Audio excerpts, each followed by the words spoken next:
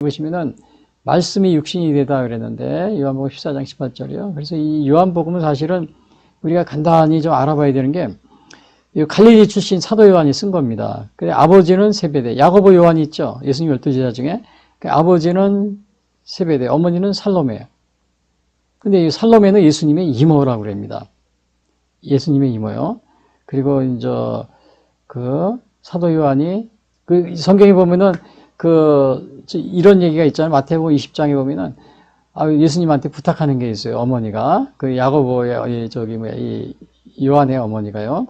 근데 뭐라고 부탁하냐면 예수님의 우리 아들을 하나님 예수님의 좌편에 하나님 우편에 앉게 해주십시오. 이렇게 하는 얘기가 나옵니다. 근데 이거는 아직도 그 살로메 요한의 어머니는 예수님의 영광이 이 세상에서의 영광으로 이렇게 생각하고 있었던 겁니다. 이 세상에서 영광.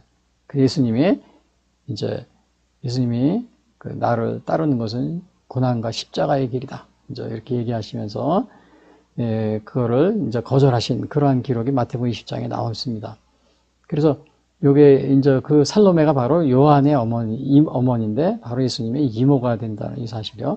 그리고 요는, 주로 요 요한복음은 에베소의 사도 요한이 주로 에베소, 반모섬에서 거기서 있다가 요한계시록 쓰고요. 그 다음에 나와가지고는 에베소에서 이렇게 교회 그쪽에 있었거든요. 그러니까 거기에는 뭐라 그랬냐면은 헬레니즘 문화가 강합니다. 그러다 보니까 이 헬레니즘 철학에 물든 사람들은 예수님의 신성을 부인을 잘합니다. 왜? 영지주의, 도케티즘 이런 게 성행했기 때문에요. 예수님의 신성을 부인합니다. 그래서 예수님의 신성, 예수님이 신성을 부인하는 게 뭐냐? 예수님은 하나의 인간이다, 하나의 피조물이다, 이런 식으로 생각하는 사람이 많은 겁니다. 그래서 그거를 갖다 교정하기 위해서 쓴 것이 바로 요한복음입니다. 예수님의 신성을 증명하기 위해서 특별히요. 그리고 이렇게 특별히 우리 교회사에 보면은 초기에 예수님의 신성을 부인하는 그러한 이단이 있었는데 대표적인 이단이 바로 아리우스주의. 그다음에 오늘날은 여호와 증인이고요. 그다음에 또 미국에는 우리 청교도가 초기에 메이플라워타워 시작한 걸로 알고 있지만은 그 당시에 미국에도 이게 보스턴 매사추세츠 지역에 유니테리안이라고 그래가지고 회중교회를 아주 예수님의 신성을 부인하는, 하나님만 신이고 나머지 예수님은 하나의 인간이다. 이렇게 피조물이고 인간에 지나지 않는다. 이런 식으로 생각하는 유니테리안, 회중교회가 굉장히 이렇게 당시에 개척 초기에 메이플라워 와가지고 그러한 것이 강했습니다. 하버드 대학도 그런 유니테리안, 이렇게 예수님의 신성을 부인하는 그런 걸로 이렇게 많이 바뀌고 그랬습니다. 초기에. 지금은 어떤지 모르겠어요. 근데 아무튼 우리가 이러한 그래서 말씀이 육신이 되다. 여기에서는 바로 예수님의 신성, 말씀이 육신이 되다. 신성이 여기서 신성을 강조하려는 사도 요한의 그러한 의도를 가지고 쓴 것이 요한복음이다. 이걸 우리가 생각을 염두에 두어야 됩니다. 그래서 오늘 첫 번째 보시면, 성육신, 말씀이 육신이 되다. 요게 오늘 제목하고 요거 똑같습니다. 말씀이 육신이 되다. 근데 1번, 말씀이 육신이 되다. 요거는 14절에 나와 있어요. 말씀이 육신이 되어 우리 가운데 거하심에 본래 하나님을 본 사람이, 요 18절을 제가 썼어요. 그 다음에 본래 하나님을 본 사람이 없으되 아버지 품속에는 독생하신 하나님이 나타나셨느니라. 그래서 우리가 말씀이 육신이 되었다. 요 14절에 나와 있는데, 여기 보시면은, 제가 영어로도 써놨죠. The word became flesh. 이거 NIV입니다. 제가 이렇게 킹 제임스나 NIV, ASB 이런 거 다 보고서 이상이 있으면 제가 말씀드립니다. 근데, 여기 육신이, 그래서 NIV 쓰면은 킹 제임스 쓰시는 분들이 또 왜 킹 제임스 성경 아니고 NIV를 쓰느냐 이런 분들이 있어요. 근데 현대어로 되어 있기 때문에 제가 이렇게 NIV 성경을 주로 여기 써놓고 이렇게 제가 이렇게 소개해 드립니다. 자, 여기서 보면 이 육신이, 말씀이 육신이 됐다. 근데 이 말씀이라는 건 로고스인데, 당시에 이 헬라 철학의 영향을 받은 헬라 사람들은 로고스를 많이 사용하는데, 이거를 어떻게 사용하냐면, 그 만물의 원리, 이성 또는 만물의 원리, 그렇게 생각합니다. 로고스를. 근데, 그러니까, 그렇게 생각하지만은, 이 로고스로, 헬라 사람들이 생각하는 로고스는 비인격적이에요. 인격적인 게 아닙니다. 그러나 우리 성경에서 말하는 이 로고스는 정말 이 우주 안에서 만물의 질서를 부여하고 또 조화를 이루게 하고 이렇게 하시는 분은 비인격적인 분이 아니고 인격적인 분이라는 것을 우리가 여기서 좀 이렇게 헬라 사람들이 생각하고 있는 로고스와 다르다는 것, 그런 것을 우리가 좀 이렇게 염두에 두어야 됩니다. 그리고 그 다음에 또 여기서 우리 성경에서 말하는 이 말씀은 그 선제성이 있습니다. 선제성. 창조전에 있었고, 인격적이고, 그 다음에 창조전에 있었던 선제성이라고 합니다. 그 다음에 말씀이 하나님 자신이다. 그리고 이렇게 함으로써 말씀이 말씀이 신성을 이렇게 표현하고 있습니다. 말씀이. 신성. 그리고 근데 이제 여기서 예수님이 말씀으로 이렇게 묘사한 이유는 예수님이 왜 하필이면 말씀으로 묘사했느냐, 이렇게 우리가 생각할 수 있는데, 우리가 말씀이라는 건 어떻게 예수님의 주로 사역이 중재하는 사역인데, 이 중재하는 계시 전달자잖아요. 근데 이 계시를 전달을 주로 뭘로 하세요? 말씀을 하거든요. 그래서 예수님의 계시의 전달자인 것이 이 말씀을 이렇게 통해서 하기 때문에, 그래서 여기서 예수님을 말씀으로 이렇게 묘사를 하고 있는 것으로 이렇게 보고 이렇게 생각할 수 있습니다. 그리고 여기서 보면은, 그리고 이제 육신이 되었다 그랬어요. 말씀이 육신이. 근데 여기서 육신이라는 건 육체, 플래시라고 그랬죠, 혹시.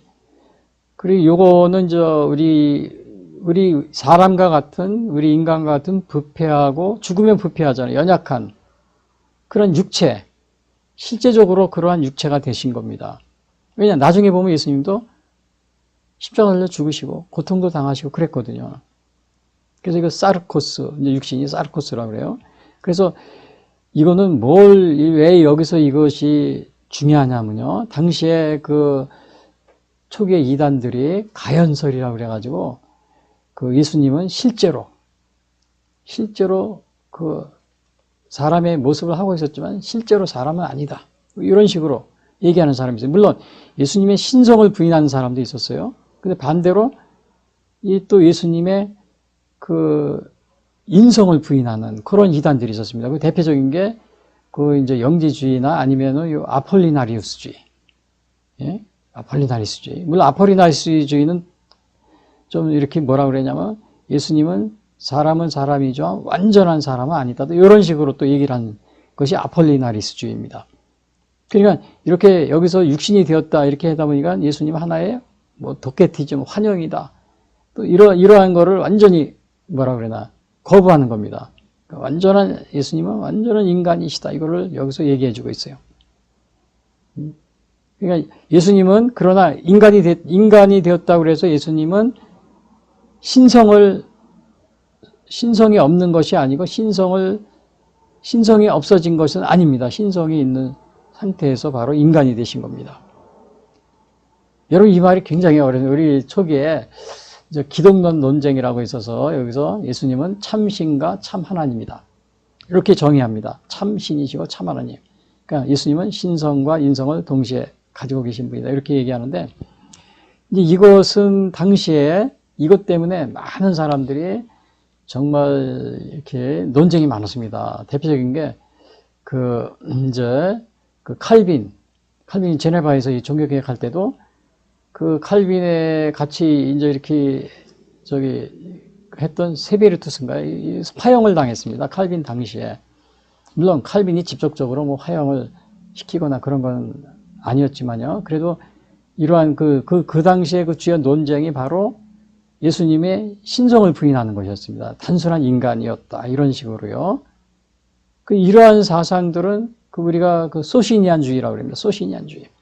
요거는 이제 17세기, 16세기, 17세기, 이제 폴란드, 그쪽에서 이렇게 종교개혁 당시에 이렇게 생긴 건데요. 근데 이 소시니안주의는 삼위일체를 믿지 않는 겁니다. 그러니까 오로지 하나님, 여호와, 이것이 하나님이고 나머지 예수님은 그냥 한 단순한 인간이다. 뭐 이런 식으로요. 그 다음에 원죄도 부인하고, 그 다음에 창조 전에도 예수님이 안 계셨다. 뭐 이런 식으로.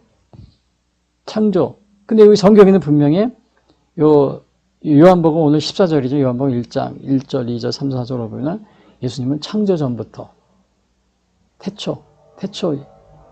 태초부터 하나님과 함께 창조 때부터 있었던 게 창조 전부터 계셨다는 것이 바로 그 요한복음 1장 1절에 이렇게 나와 있습니다. 그래서 이러한 소시니안주의 뭐 이러한 것들은 예수님의 신성을 부인하는 이런 것들은 1620년 메이플라워트하고 청교도들이 미국에 왔을 때 그분들이 우리는 청교도라고 해서 아주 그냥 신실한 믿음으로 생각하지만 얼마 후에 바로 유니테리안, 예수님의 신성을 부인하고 예수님의 신성을 부인하는 유니테리안들이 많이 그것도 매사추세츠 거기에 이렇게 해서 자리를 잡게 됩니다. 그래서 그 사람들이 하버드도 다 점령을 하고 또 회중교회를 주로 운영하면서요. 근데 이제 오늘날은 물론 이제 그 세력이 그렇게 크진 않습니다. 그렇게. 근데 이러한 오늘 그 말씀이 육신이 되었다. 그래서 이 말 한마디 때 이것이 굉장히 우리 기독교 사회에 있어서 많은 아주 그냥 논쟁의 중심에 있었습니다. 논쟁. 그러니까 완전히 예수님이 인성을 아주 확증하는 겁니다. 여기서 예수님이 참 사람이시다. 그렇다가 참 신성을 버린 게 아닙니다. 참 신이시고 참 사람이시다. 이거를 오늘 여기에서 이것을 참 사람이라고 확증하는 겁니다. 우리 가운데 거하셨다 그랬죠. 성육신입니다. 이것이 그래서 성육신이라고 그랬잖아요. 말씀이 육신이 돼서 성육신 우리 가운데 거하시다. 성육신입니다. 요거는 제가 이거 앞에서도 말했지만 그 인성에 대해서 조금 더 이렇게 좀 살펴보면은 저 여기 좀 참조하라고 적어놨습니다. 예수님의 인성을 나타낸다. 왜 그러면 인성이냐? 예수님의 인성의 증거가 있어요. 사람처럼 첫 번째 갈증을 느끼셨어요. 사마리아 여인 그 우물가에서 예수님이 물을 달라고 그랬잖아요. 갈증을 느끼시네요. 우리 사람처럼. 예수님이 만약에 갈증을 안 느끼시고 정말 완전한 신이라면 갈증을 느끼시겠어요? 또 슬픔도 느끼십니다. 나사로가 죽었을 때 예수께서 눈물을 흘리시더라. 요한복음 11장 35절에 또 예수님이 비통히 여기셨다. 이런 것도 나와요. 요한복음 11장 38절에 또 예수님이 마음이 괴롭다. 이렇게 해요. 요한복음 12장 27절에요. 이러한 것들은 뭐예요? 예수님의 사람의 모습, 그러니까 인성을 나타내는 겁니다. 그래서 무슨 예수님이 인성하다. 그 다음에 그러면 신성을 나타내는 게 어디냐? 여기 요한복음 1장 1절에 여기 나와 있어요. 신성을 보시면은 태초에 말씀이 계시니라. 이 말씀이 하나님과 함께 계셨으니 이 말씀은 곧 하나님이시라. 그냥 말씀이 곧 하나님이라고 그랬잖아요. 말씀이고 하나님. 여기서 말씀은 예수님을 가리키는데 요게 이제 15절인가 16절에 그 말씀이 예수님이라는 걸 여기서 나타내 주고 있어요. 근데 이 말씀이 곧 하나님이다. 그러니까 예수님이 곧 하나님과 동등하다. 이러한 것들을 여기에서 이렇게 나타내 주고 있는 겁니다. 요한복음에서. 그러니까 예수님의 신성과 인성을 이렇게 다 보여주고 있는 것이죠. 그리고 여기서 그러니까 결국은 예수님은 참 사람이시고, 그렇죠. 또 참 신이시고, 이렇게 되는 겁니다. 그래서 여러분, 우리 이러한 것들은 칼케톤 신조, 니케아, 325년 니케아 회의, 또 425년인가, 거기서 칼케톤에서 완전히 예수님의 참신이고 참사람의 이거를 갖다가 이렇게 선언합니다. 선언하는 게 바로 칼케톤 신조에서 선언하는 거죠. 그리고, 근데 이러한 사실, 참신이시고 참사람이시다. 우리 보통 예수님을 우리 기독교 외 일반 사람들은 우리 기독교가 이렇게 예수님이 창시했다. 이렇게 이런 식으로 다 얘기합니다. 근데 여러분 전 세계에 많은 종교들이 있잖아요. 또 사상가들이 있고요. 뭐 소크라테스, 뭐 이렇게 공자, 맹자, 뭐 마호메 뭐 이렇게 많이 있잖아요. 근데 뭐 석가모니, 물론 이제 뭐 공자나 맹자 이런 건 저기 소크라테스 이런 건 뭐 종교는 아니지만요. 근데 우리가 그런 분들이 보면은 우리가 참 신이라고 그런 적 있어요?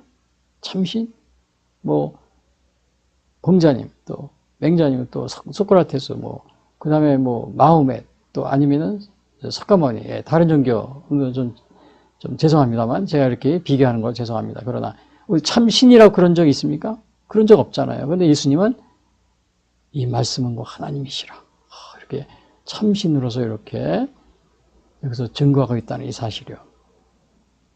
그래서 그래서 우리 기독교는 단순한 뭐 이렇게 종교가 아닙니다. 사실은 종교가 아니고 이 우리 기독교는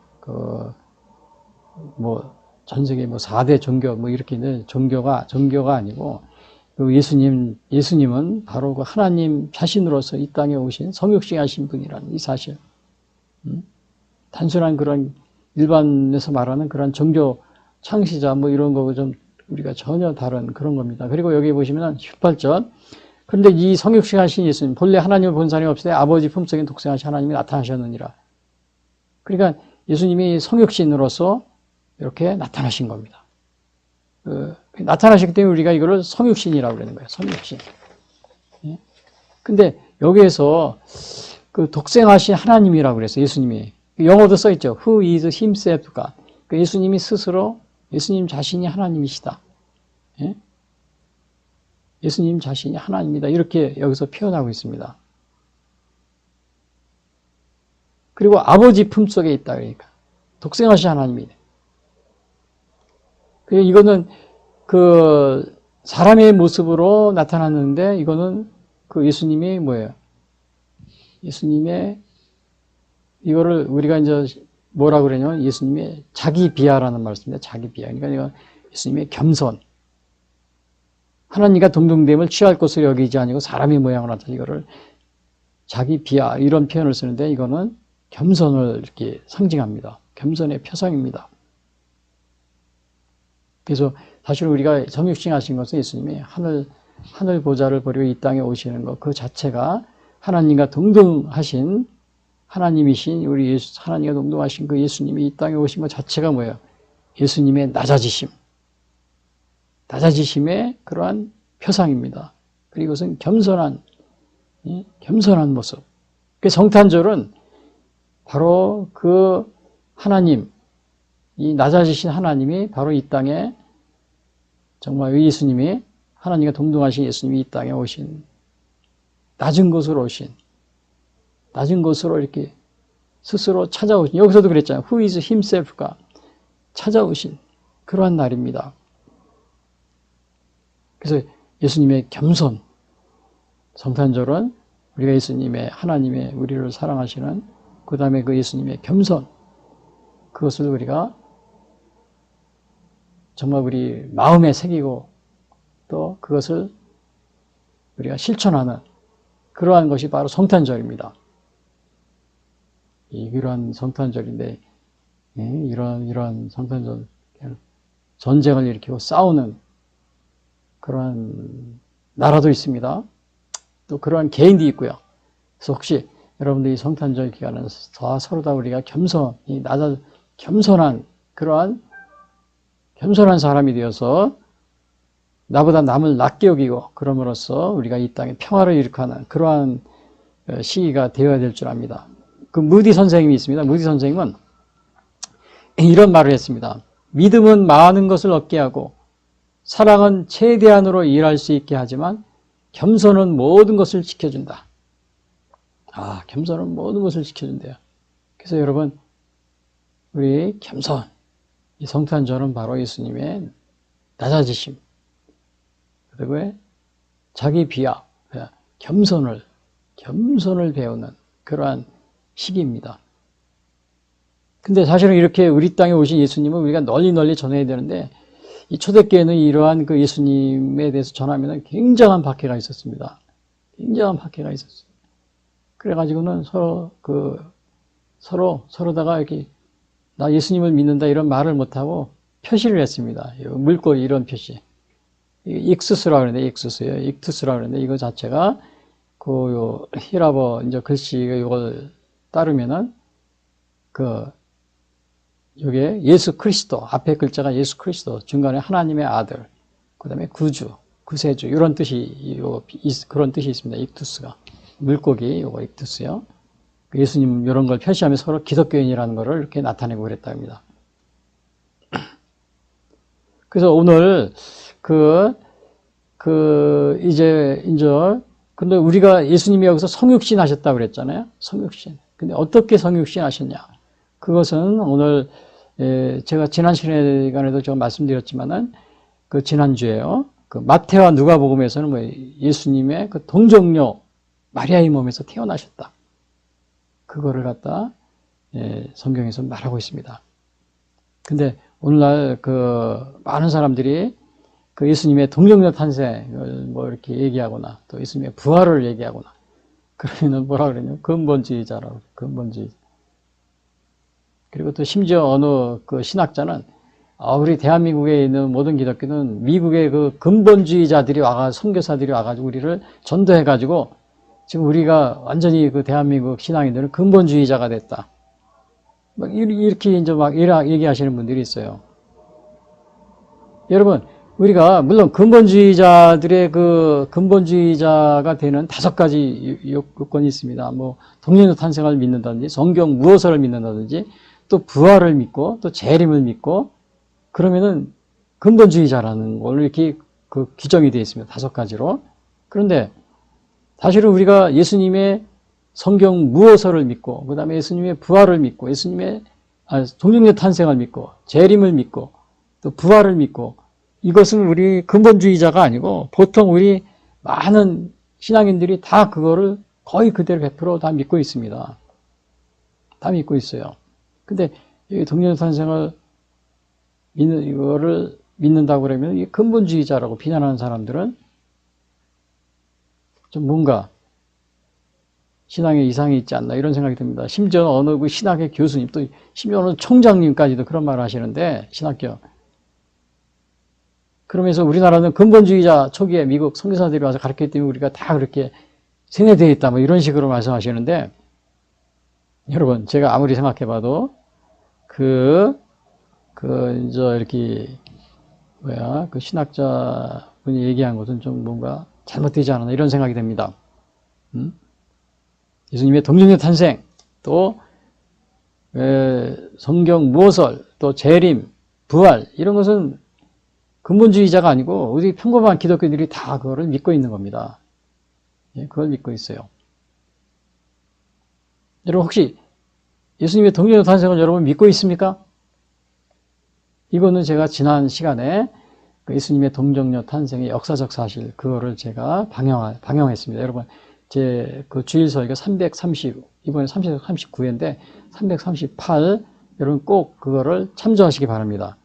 그것이 왜 사실 그 하나의 그 설화가 아니고 신화가 아니고 신화가 아닌지를 제가 역사적 사실인지를 제목에 이렇게 지난주 방송에서 제가 한 적이 있습니다.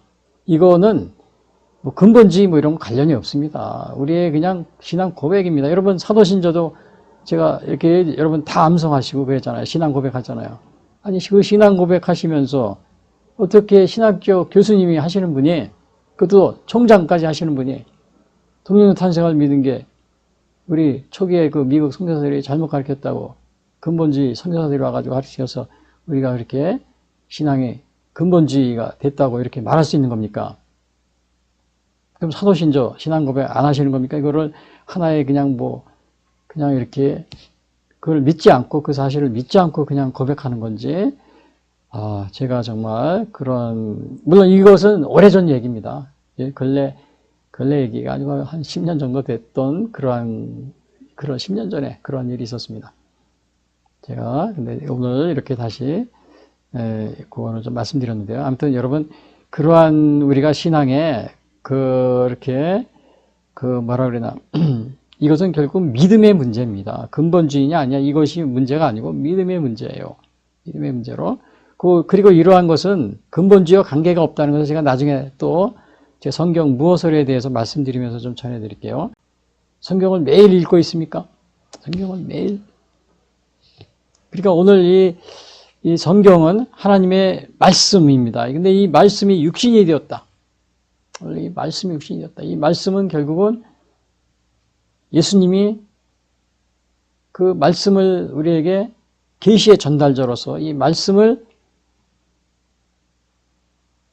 통해서 우리에게 계시를 전해주기 때문에 바로 말씀이 육신이 되었다. 근데 이 성경을 그럼 매일 읽고 있는 겁니까? 여호수아서 1장 8절 이 율법책을 내 입에서 떠나지 말게 하며 주야로 그것을 묵상하며 그 가운데 기록한 대로 다 지켜 행하라. 그리하면 네 길이 평탄하게 될 것이라. 네가 형통하리라. 그랬죠. 그리고 또 하나 질문하는 것은 성경이 하나님의 감동에 의해 쓰여졌다고 믿는가? 근데 이제 우리가 매일같이 이렇게 읽고 그런다고 해도 만약에 성경에 이것이 하나님이 쓰신 저자가 하나님이 아니고 그냥 사람이 쓴 거야. 이렇게 한다면 그게 성경을 우리에게 의미가 있습니까? 이것에 대해서 디모데후서 3장 16절 이런 말이 있어요. 모든 성경은 하나님의 감동으로 된 것으로 교훈과 책망과 바르게 함과 의로 교육하게 유익하니 이는 하나님의 사람으로 온전하게 하며 모든 선한 일을 행할 능력을 갖게 하려 함이라. 그러니까 이 성경은 하나님의 감동에 의해서 써졌다. 이거를 또 여기에서 그러니까 성경의 저자는 누구예요? 하나님이라는 겁니다. 인간이 이거를 수단으로 썼지만은 그래서 오늘날 우리가 여러분이 특히 성서주의를 맞이해서 여러분들이 말씀이 육신이 되었다. 우리가 이것을 얘기하면서 만약에 이 성경이 하나님의 감동에 쓰여진 것이 아니다. 이렇게 생각할 때는 이게 아무런 우리에게 의미가 없습니다. 그냥 하나의 허구가 될 수가 있어요. 예? 뭐 성경을 매일 읽어도 소용이 없는 거예요. 예? 율법책을 뭐 떠나지 말게 하라. 이거 소용이 없어요. 하나님의 말씀이. 그래서 제가 하나 소개해드릴 것은 이 성경 무어설입니다. 성경, 이게 무어설인데 성이라고 잘못 써 있어요. 그래서 이 성경 무어설은 존 칼빈, 존 웨슬리 등 모두 성서 영감서 및 무어설을 주장했고요. 교회 어느 제도보다 성서가 우선한다. 그리고 우리 정통 개신교 교단들은 성경의 권위를 절대적으로 지지하고 성경이 인류 구원과 교회에 흠없이 완전하고 무함을 지지한다. 그래서 성경 무어설을 이렇게 또 웨스트민스터 신앙고백 또 이렇게 거기서도 고백을 하고 있습니다. 이렇게. 그리고 1978년 성경 무어에 관한 시카고 선언이 있었어요.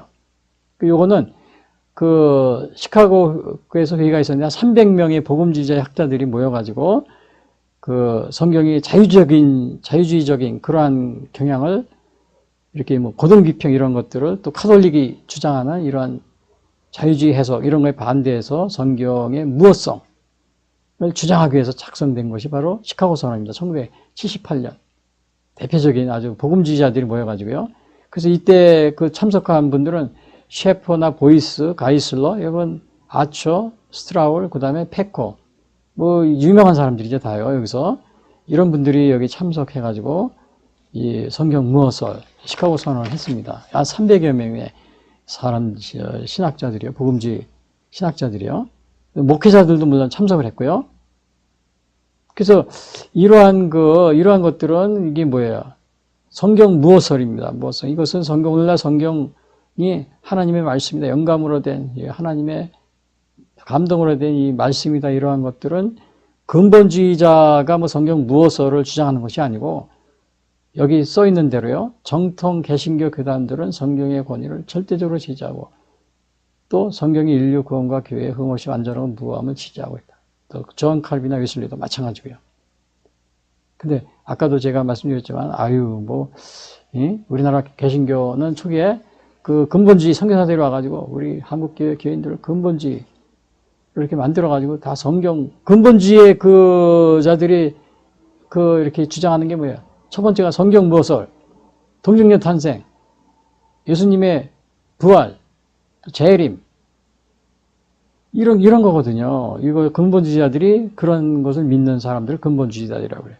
물론 이제 근본주의자들은 성경 해석할 때 축자 영감서라고 해서 기계적 영감서를 주장하는데 이제 그러한 것 때문에 비난을 받는 건데 그렇다고 해서 이렇게 뭐 성경 무엇서를 주장한다고 그래서 근본주의자라 그런 것은 그것은 우리가 바른 이게 시각이 아닙니다. 그런 시각이 아니에요. 이것은 지금 우리 대한민국도 마찬가지면 미국도 마찬가지입니다. 미국에서도 다 이렇게 보편적으로 성경 무엇서를 이렇게 다 이렇게 수용하고 있습니다. 동정녀 탄생이나 예수님의 재림, 부활 이런 것들은 다 사도신경에 고백하고 있잖아요. 근데 어떻게 그런 것을 믿는 것을 근본주의자라고 이렇게 할 수가 있는 겁니까? 그것도 신학교 단순한 교수님들 총장님이 물론 이제 10여 년 됐지만요. 또 유명한 우리 개신교 교단이에요. 제가 말씀 안 드리겠지만. 그래서 참 그런 제가 좀 아쉬웠습니다. 그래서 성서주의를 맞이해서 우리가 아무리 성경을 중요시 여겨 그런다면 만약에 성경이 하나님의 감동으로 쓰여진 것이 아니고 성경 무어설이 무어성이 아니고 무어설입니다. 성경 무어설이 만약에 그러한 것이 없다면은 성서주의를 시키는 게 아무런 의미가 없겠죠. 그래서 제가 소개하는 대표적인 게 시카고서는 이것은 유명한 그 복음주의자들, 신학자들과 목회자들이 참석했습니다. 여러분 여기 보면 가이슬러라든지 아처, 그다음에 스트라워, 그다음에 페커 유명한 이렇게 아주 다 저명한 다 인정받는 그러한 개신교 신학자들입니다. 그래서 이분들이 300여 명이 모여가지고 1778년 성경 무엇성 그거에 대해서 특별히 성경에 대한 무엇성으로 그거를 그렇게 선언했다는 사실이요. 그래서 오늘 결론적으로 말씀드리면은 물론 이제 오늘 제가 여기 보시면은 성서주의에서 말씀이 육신이 되다. 물론 여기에서요. 그리고 이 성서주의는 바로 이러한 내력이 있었고 또 말씀이 육신이 되다. 요거를 제가 말씀드렸지만 또 아울러 육신이 된 요 은혜, 성육신, 말씀이 육신이 된 성육신의 은혜. 아버지의 독생자의 영광과 은혜와 진리가 충만한 은혜다. 은혜와 진리가 충만하다. 그래서 예수님 안에서 바로 이 은혜와 진리, 충만한 은혜, 독생자의 영광이 드러나고 이 독생자의 영광이라는 것은 바로 예수님의 신성, 예수님은 단순한 인간이 아니고 하나님의 예수님의 참 신이시고 참 인간이시다. 그래서 예수님의 독생자의 영광, 그다음에 예수님을 통해서 주신 바로 진리와 충만한 은혜, 구원의 우리의 생명의 구원의 그 선물 이런 것들 다 포함하고 있는 겁니다.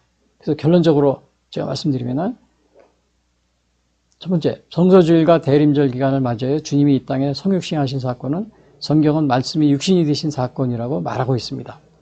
그리고 성경의 말씀을 하나님의 말씀으로 믿으며 널리 전파하는 데 최선을 다합시다. 그리고 또 하나는 성경 복음을 위해 힘쓰시는 우리 대한선서공회 우리나라도 있어요. 헌신과 회생에 감사하고 또 사역에 동참하는 여러분이 되시기 바랍니다. 그리고 존 칼빈, 존 웨슬리 등 개신교 모든 사람들이 거의 대부분의 사람들이 성경 무엇을 믿고 있는 것이 현실입니다.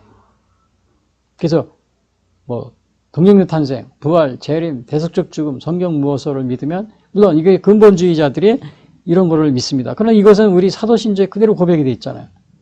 사실 근본주의자들이 비난받는 것은 성경 해석에 있어서 축자 영감서, 기계적 영감서를 주장하기 때문에 문자적으로 이렇게 해석하기 때문에 비난받는 겁니다. 그렇다고 해서 이 사람들이 근본주의자의 특성이 동정녀 탄생, 부활, 재림, 대속적 죽음, 성경 무엇을 믿는 것이 근본주의자의 특성이라 그러면서 비난한다는 것은 바람직한 것이 아니다. 이것은 왜냐?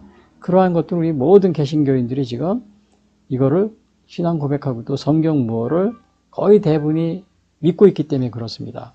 하나님의 영감으로 된 성경이 영감으로 이루어졌다는 것이죠. 그래서 오늘 성서주의를 맞이하면서 제가 이렇게 말씀이 육신이 되다 이러한 제목으로 말씀드렸는데 정말 우리 성탄절 우리 성육신하신 예수님이 또 이 땅에 오신 그러한 기간이기 때문에 오늘 말씀이 육신이 됐다 이러한 그것이 우리에게 아주 귀중한 그러한 교훈이 되시기를 바라겠습니다.